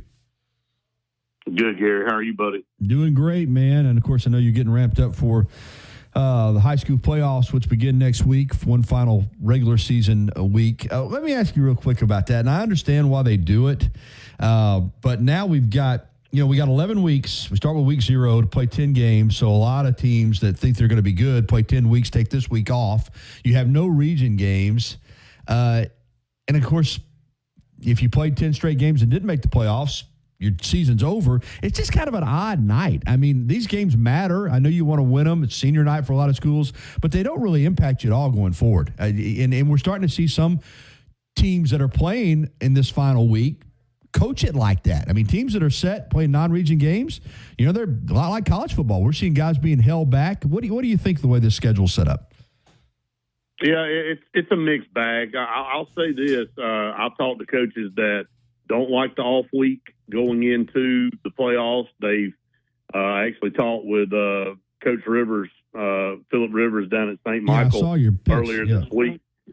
Yeah, earlier this week, and he said they had a bye last year going into the playoffs, and he said he thought that would help them. He said he thought it ended up hurting them because they kind of got out of rhythm. Mm-hmm. And I've talked to several other coaches over the years that said that, they'd rather not have a bye going into the playoffs. Now, some others do. Others think it's an opportunity to kind of get rested up and get a little bit healthy if they're banged up, and maybe get ready for that run. So it's just a matter of kind of how you want to approach it. But I will say this. There are some region games tonight. Spanish Fort and St. Paul's play tonight. That determines who wins second or third in that region. We do have a few. We don't have any up our way, but there are a few. Okay. But I was going to say that's a 9-team region down there. So it's they have to use this last week as a region scheduled game. So it's for the most part, you're right though, Gary. I mean, it's you have to try to figure out how you want to handle this game going in, because last night, it was talked about when St. Michael and UMS Wright played. Both teams had already qualified for the playoffs, and you don't want to get somebody hurt. That's a valuable key to your team in a game that really don't mean anything. So, it's a little precarious, but it's crazy that we're already here at the end of the season. Unbelievable. All by fast. Of course, Brett with the AHSAA radio network, and once again, and Richard Scott, our chief meteorologist at TV station, he just dreads seeing me come in the studio every afternoon because it's not his fault, but I give him heck. We can't get a high school football season anymore. Now, maybe once we get in the playoffs, but we can't get a regular season anymore where you even have to put a jacket on, it seems like, Brett. It's T-shirts and shorts the entire season. And not that I want to freeze to death, but I'd like to see some high school football played in somewhat high school football weather. We just can't. It just doesn't happen anymore, buddy. No, it doesn't. It's been 80-something degrees today. I mean, it's wild that you can play an entire season and be in shorts. I think our seasons are off a little bit. I think, now when you look at it, it doesn't really start getting cold here anymore until on into November. And then, it may stay a little bit colder later into the spring and before you really start getting warm temperatures. So I think we may be off a little bit. Maybe need to go back and check the calendar. Yeah, I'm telling you, I would like to see like some other states where you started the season maybe that second week of September and you wrapped it up in November and you wrapped up your state championship games maybe a week or two before Christmas. Well, I think that's another part. Well, I think that's another part of it too, Gary. Not to cut you off. I think when you and I were going through school and I mean you didn't go back. I mean colleges. I mean crap. I mean Labor Day is when you went back to school. And then on into September, and then you didn't start playing football till after that. So, I mean, we literally are a month early. I mean, you think about some of these teams, and the first week, that week 0, is the third week of August, you're playing a football game. Yeah. I mean, so we're literally 3 to 4 weeks earlier than what we used to be. Yeah, it's interesting for sure. All right, let's get to Auburn. And, of course, when you win a game, everything looks better. I get it. But last Saturday night at Kentucky, it did not start off well. I mean, Auburn was down 10-0 in the first quarter, and you thought, oh, my gosh. But, you know, easy again. When you win, it's easy to say all this. So I want to be clear. You know, they were trying to figure it out. But it all of a sudden, it just looked like, this is not this difficult. You got an elite running back. Now, again, you didn't expect him to go for 278 and a couple touchdowns, but nonetheless, Auburn committed to the running game. They wore Kentucky down. That allowed Thorne to be much more efficient, 20 of 26 for $172, 1 touchdown, 1 pick. Spread the ball around. Yeah, maybe the big hitters, you know, explosive plays in the pass game weren't there, but there was consistency. There was a physicality. The defense got after Vandergriff and that Kentucky running game too. It was a really strong performance, and you get a 24-10 win. I guess my question is that a formula that they can carry over, and do you think that they will? Because it seems like they've been obsessed this year with getting Thorne, in the passing game and throwing for 300 yards or trying to, and throwing the ball over the field and keeping those receivers happy instead of just going out and putting together a formula to win the game. And that's what it looked like they did against Kentucky. Should have been the formula from day one. Right. And you look at this modern era of coaching, and look, I'm not pointing fingers, but I am kind of at the same time. Even Hugh Freeze said, they were stacking the box, and he was so tempted to go back to throwing the football, but they were running the football so well they stuck with it and still were able to be successful. And I'm thinking to myself, my gosh, I mean, it is like some type of magnetic force that's been pulled on these coaches just absolutely have to win by throwing the football.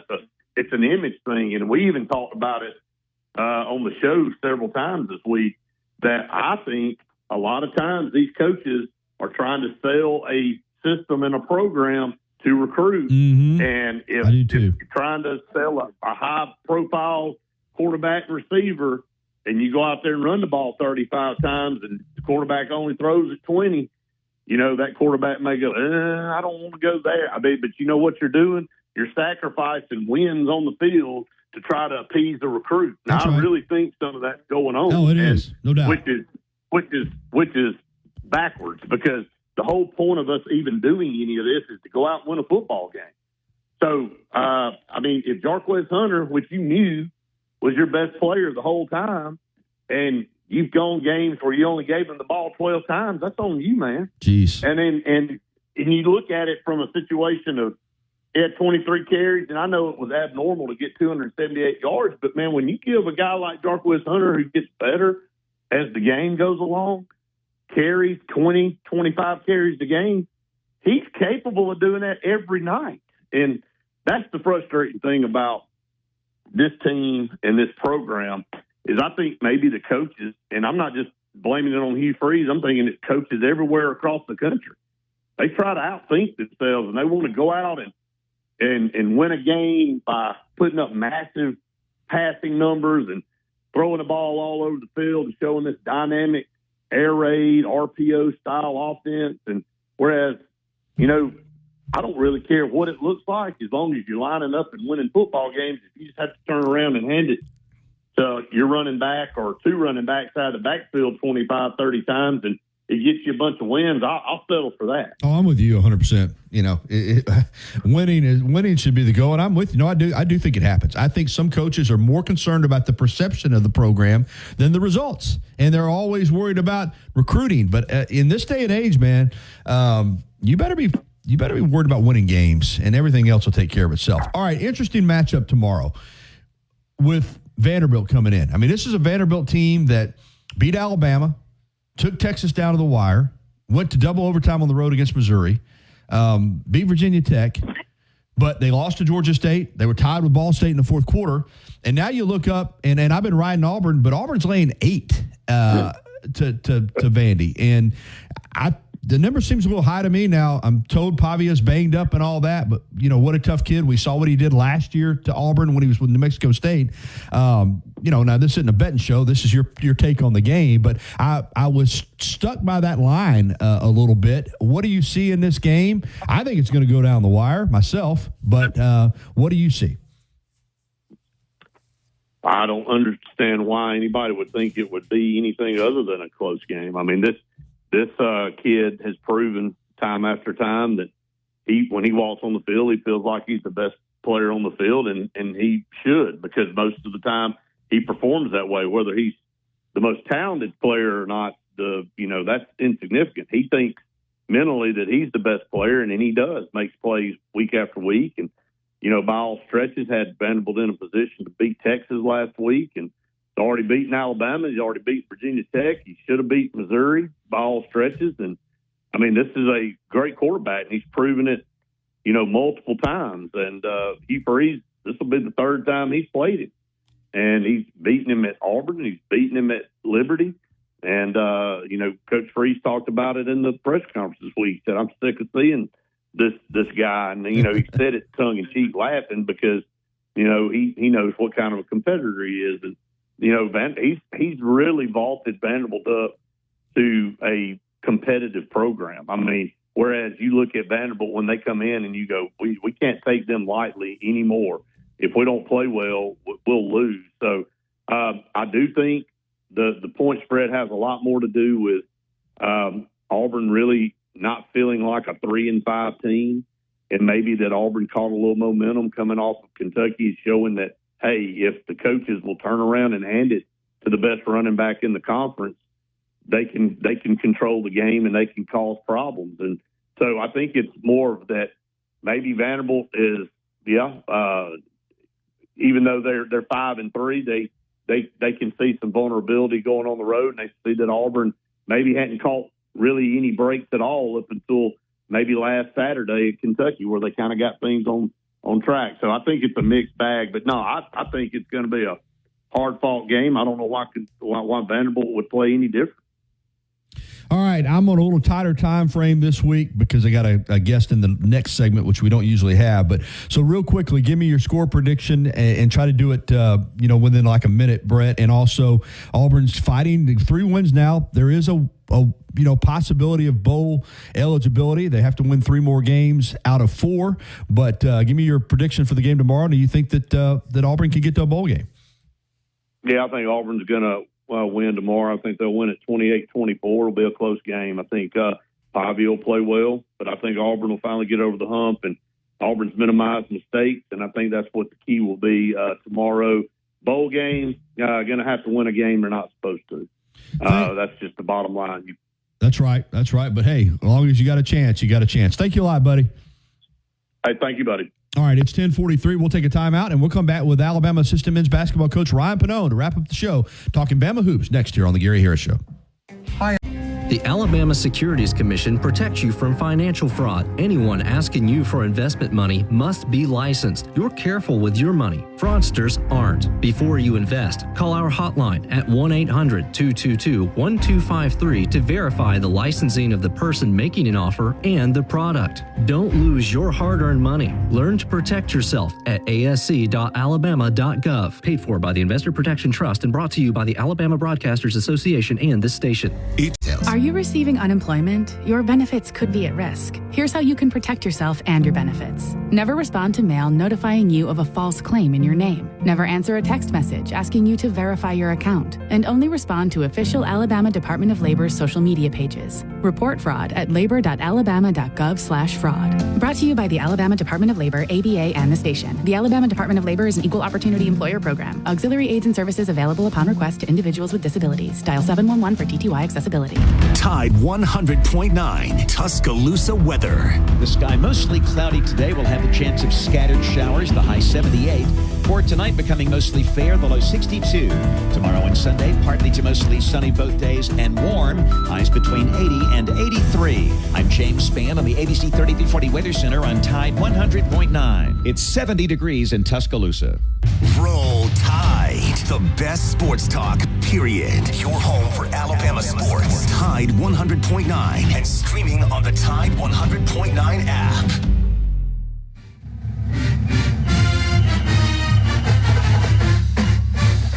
All right, 1046, welcome back into the Gary Harris Show. The TGIF edition rolls on, and we're going to talk some Bama basketball with assistant coach Ryan Pannone, and he is with us right now on the Pinnacle Park at North River Hotline. Good morning, Coach. How are you?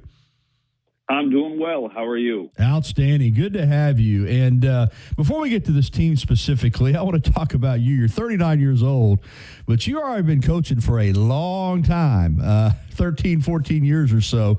You've been at this. No, sir. 21 years. Started coaching at 18. Okay, so you've been even longer than – I'm not giving you enough credit. You've been a lifetime coach. When did you know that basketball was your game and that you wanted to coach it for a living? You know, when I graduated high school, I had some opportunities to play small college basketball or go to work full time. So I went to work full time. I didn't go to college, and I started being an assistant coach at the high school I played at, right at 18, and started coaching them. And I worked for 2 years in the mortgage lending business, and at 20, it was all I could think about. And I was like, I've got to quit this, figure it out, and become a basketball coach. And that year, I became the head coach at the high school at 20 years old, and I've just been doing nothing but basketball ever since. How about that? And you have made you've made the rounds. You've been overseas. You've been in the NBA. You've been in the minor leagues, and of course, a lot of people remember you from your time as head coach of the Birmingham Squadron. So, when you took this job, leaving the Pelicans to come to Alabama, you had quite a bit of familiarity with this area, right? Yes, sir, I did. I'd been an assistant coach at Wallace State Community College in Hansville. Been at Birmingham with the Birmingham Squadron. And so I'd spent 2 years within the rough area in the state of Alabama. What drew you to Alabama? I mean, obviously the basketball is exciting. You knew Coach Oates was building something here. But, yeah, talk about the decision. Nate Oates. Yeah. I solely came to Alabama for Nate Oates. I mean, it was without understanding of, one, in terms of his success, hottest college coach in the country. What he built at Alabama in a short time was incredible. Style of play. They played an all-out NBA system, which is the only high major team within college basketball to do that. And so the familiarity of that. And three, who he was as a person. You know, when we sat down and he interviewed me, I don't really need a job. I had 2 years left on my deal in New Orleans. And so I just kind of started peppering him. What does it look like to be a good husband? What does it look like to be a good father? And his answers were incredible. And this is, you know, Coach Oates gets the credit for who he is as a basketball coach, but what people don't realize is he's an even more amazing person. And he's created an environment because, you know, I'm fortunate, as you can see, all the different stops, the years I've coached, everywhere I've been around the world. I have an amazing wife. Without my wife, I would not be where I'm at today professionally, and all the sacrifices she's made. And Coach Oates has created an environment of family, and to where that was a big selling point. So who he was as a coach, what I could learn from him, how I could grow, and then who he was as a person. Because if he wasn't who he is as a person and the environment he has for family here, I would not have come. It wouldn't have been worth it. And, you know, we're fortunate to have Nate Oates as a human being within our community and what he does. And people just really behind the scenes, you know, they see the fiery guy that's, you know, going at the referees and the opponents, but what they don't realize is, man, he's got a heart of gold. Well, you sold me. And you get here, and lo and behold, Alabama's never been to a Final Four. And what do? You go to the Final Four. What a way to get your Alabama career started. That's right. You know, I want to talk about the Final Four, and I know we're going to turn the page here in the next couple minutes and look to this season, but I followed Alabama basketball for a long time. And, only 4 teams make it to the Final Four. That doesn't mean there haven't been Final Four caliber teams. Coach Oates has already had a couple before he got there. But I go back to the 76 team, and there have been other teams that were good enough, I thought, for Alabama to make it to the Final Four. They just didn't do it. And then the 2 teams that he had that I thought were Final Four caliber that didn't go. And then you got last year's team. And it was an exciting team. It was a good team. I didn't look at that team last year and think this is going to be the team that breaks through and gets to the Final Four. But it goes to show you again, it's about tournament basketball. Alabama got in. They got hot. It battled some injuries and found that rhythm and took this team to the Final Four, even though I think there have been better basketball teams at Alabama that didn't go, including a couple that Alabama's had under Nate Oates, but that team made it. What was the key? What was the difference? Well, I think a lot of things. One, let's be honest, once you hit the tournament, right, there is a matchup component. There is some luck component. I think if you were to take some of Coach's previous teams, put them in a 7-game series, 5-game series, they make it to the Final Four, and that's not always the way that it works. And so there is some component of right matchups, right style play, team getting hot at the right time. But, we were at a pivotal point, obviously, within the SEC tournament. We didn't finish the season great. Right. Latrell Wrightsville got hurt, and a lot of teams could have easily broken. And if you look at that first NCAA matchup, most people had Charleston picked over us. And what makes Coach amazing is he's going to look for every single edge of competitiveness, every single edge to inspire our team. And our regular season schedule is really difficult, so we were able to reflect on losing 3 games in a row to Purdue and Arizona and Creighton. And he was able to reflect on that, but then he went through every possible way of all of the teams that have made it to the Final Four that finished the season poorly and found a way to come together. And then Mark Sears really took his defensive effort to a whole nother level, which really inspired our group. But I thought Coach Oates did an amazing job of inspiring our team and let them know the world's not falling. Okay, we didn't finish the season great. Here's all the other teams that have won the national championship and have gone to the Final Four in those similar situations, right? These are the things we have to do. These are our offensive focuses and defensive focuses. And then we got to play with elite confidence. And, true to his word, and I think one of the things that makes Coach Oates great is very few coaches really believe in their philosophy and know their philosophy. They may have a philosophy, but it's not theirs, right? It's another coach that they came up under. And so when we were playing against Carolina, we were down at halftime. We were 3 of 15 from 3 after coming off, losing to the Sweet 16 to San Diego State, where they went 3 of 27.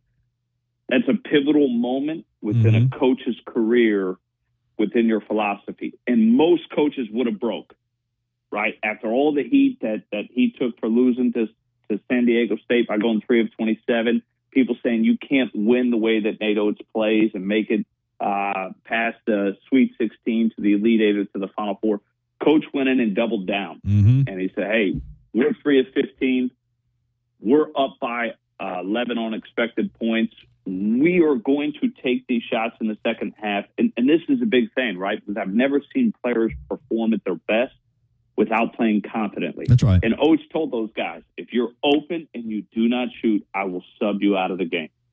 Right? And so it's like those guys knowing the belief that he has within them really inspired big runs for us. Yeah, it's amazing. I've said the same thing. I've watched a lot of press conferences where coaches get up there and say, we're going to play fast, we're going to do this, and nobody ever gets up there and says we're going to be boring, we're going to walk it out, we want to score in the 50s. But inevitably, the way they say they're going to play and the way they play turn out to be different. Not with this guy. I kidded him about it, in fact. Especially when you hit failure. That's right. I mean, that's a big thing, right? Like, it's easy to do it when you're winning. But when you come to, to the crunch time and like the game is on the line and you still stick with that philosophy that ain't working, it's like I think one thing our players see out of coach is confidence within them, within the system, within the style of play. He never wavers. He never wavers. Alabama men's assistant basketball coach Ryan Pannone with us. A couple more minutes with Coach. Final four in the rearview mirror now. You turn the page. You rework the roster. This roster on paper is loaded. You're going to go into the opener after two really quality charity exhibition games against Wake Forest and Memphis, against UNC Asheville on Monday night. But you mentioned injuries last season. At the end of the season, this team's not healthy going in, completely into this game. Are there any concerns there in terms of the health of the roster?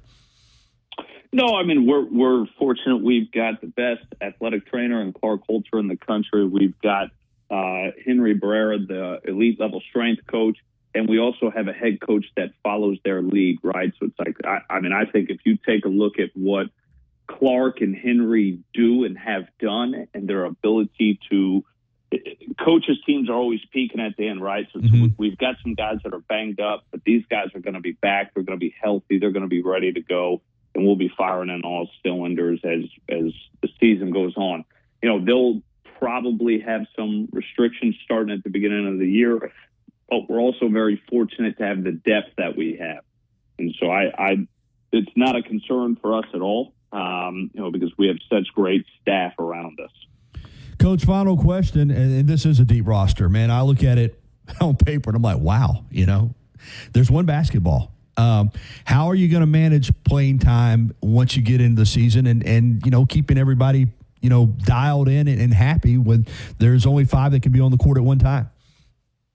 Well, one, players determine their own playing time. One thing about Alabama, I think a lot of coaches, when they decide to make rotations, they decide to make sub, who gets minutes, right? There's some subjectiveness to it, right? With Coach, everything is analytically driven. He has all of the data. Mm-hmm.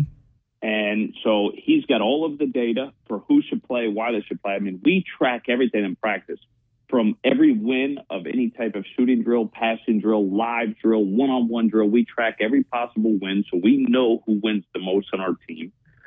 We track our offensive leverage, defensive leverage, who impacts winning. Is the team better with you on the floor? Is the team better without you on the floor? And Coach doesn't care. It's like he talked with the guys last year. It's not about what you did last year. What you did last year was amazing. It's what we got to the Final Four. Yeah, guys that were McDonald's All-Americans, guys that were highly rated. It's all about how do you impact winning now, and we have the data upon how you impact winning now. So the minutes, the roster, the rotations, it's all going to be about who helps us win, and it's not a subjective thing because Adam Bowman and Nate Oates have built the most analytically driven process, more than most NBA teams. What Adam has built here and Coach Oates built here is incredible. And then the other thing is this is the key component. If you're not playing, we know why. Right. We have the data, and this is what you have to be working on in your player development. This is what your focus has to be within practice for how you get minutes on the floor. And I think one thing about Coach, and a lot of coaches don't do this, just because you're not in the rotation early doesn't mean you never will be. That's right. Right? And if you take a look down the stretch, guys that weren't in the rotation early got into the rotation and some became starters, some became, went from being a 12th man to an 8th man. And, Coach is always going to rely on what the data is on who he's going to play. Take a look at Mohamed Diabate within the game against Grand Canyon. It's like Coach Oates trusted to put him in a situation, and not to say that Mo won the game for us, but Mo won the game for us. Well, Coach, listen, man, I really enjoyed this. I want to thank Stephen Gonzalez for hooking us up, and we got to do this again, man. Coach Ryan Pannone with us. This was some great insight. Got me fired up. Monday night, 8 o'clock against UNC Asheville, the season opener at Coleman Coliseum. Thanks a lot, Coach. Thank you. All right, Ryan Pannone with us. Going to close out the show with him. This has been the Gary Harris Show. We got T-Town Sports Daily coming up next. Have a great weekend, everybody, and I'll talk to you again on Monday.